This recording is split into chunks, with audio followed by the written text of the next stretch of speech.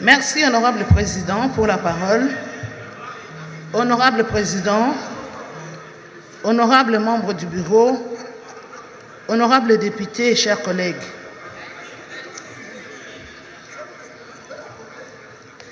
j'ai saisi l'occasion pour remercier aussi et encourager l'honorable Boukassa pour avoir initié cette interpellation. J'ai plusieurs préoccupations.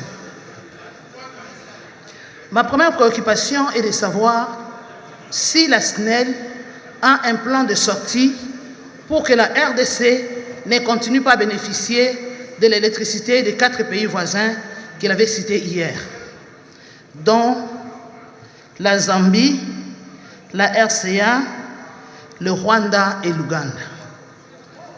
Une autre préoccupation est de savoir si la SNEL, depuis sa création, ne s'est jamais préoccupée de l'amortissement.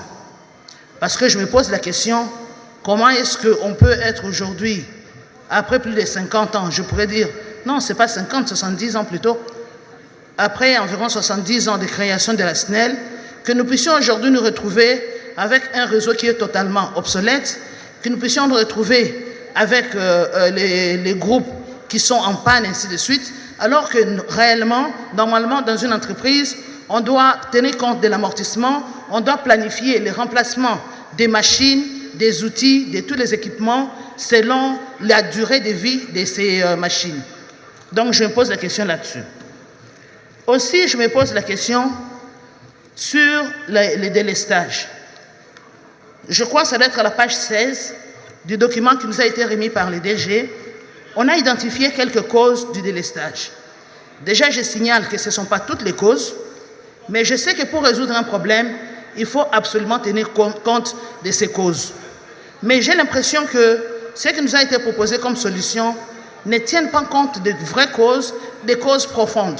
Je crois que quand on fait l'analyse causale, nous avons les causes qui sont les causes immédiates, nous avons les causes sous-jacentes, nous avons les causes fondamentales et nous avons la cause qui est comment je pourrais appeler ça? Nous avons la cause fondamentale.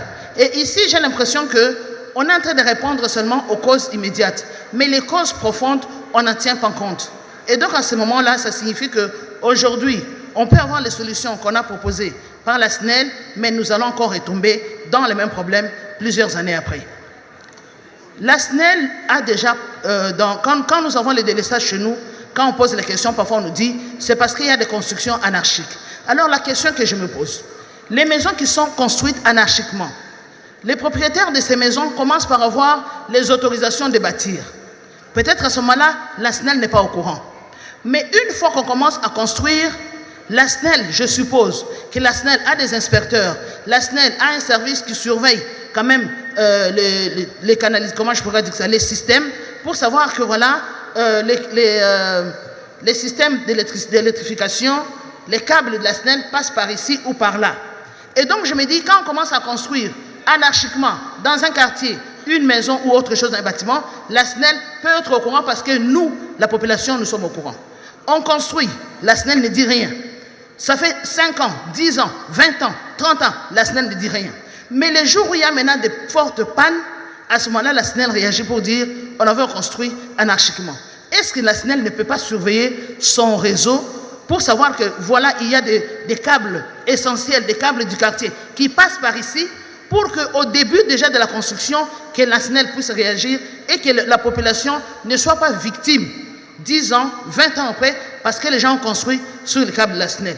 Si la SNEL n'a pas d'inspecteur pour ça, si la SNEL n'a pas un système de surveillance, que la SNEL puisse le faire parce qu'à la fin, c'est toujours la population qui paye, qui est victime, parce qu'on avait construit anarchiquement, donc on doit casser cette maison-là, mais on ne peut pas casser cette maison parce que c'est la maison d'un tel et d'un tel. Et la population peut rester pendant des mois et pendant des semaines en train de souffrir.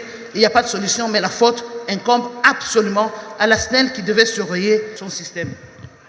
Oui, j'étais en train de me dire qu'il faudrait que la SNEL sache que pour ce qui concerne la province de la Chopo, où je suis député, si aujourd'hui nous n'avons pas d'électricité à Kisangani, ça signifie que la province de la Chopo est condamnée à ne pas se développer. Parce que comme tout le monde est passé par ici, nous le savons et tout le monde l'a dit, sans l'électricité, il est difficile d'envisager un développement durable pour une cité, pour une ville quelconque. Dans toute la province de la Chopo, nous n'avons que la ville de Kisangani, qui est la seule ville où nous avons l'électricité, qui est la seule ville qui peut impulser le développement. Alors quand nous devons passer des mois et des années sans avoir l'électricité, ça signifie que vous êtes en train de condamner cette province. Donc nous considérons que c'est une urgence, même s'il y a des problèmes d'électricité un peu partout, mais c'est quand même une urgence qu'une si grande ville, une province entière, puisse manquer d'électricité pendant 2 ans. Voilà, honorable président, j'ai dit. Collègue Kalombo, reprenez.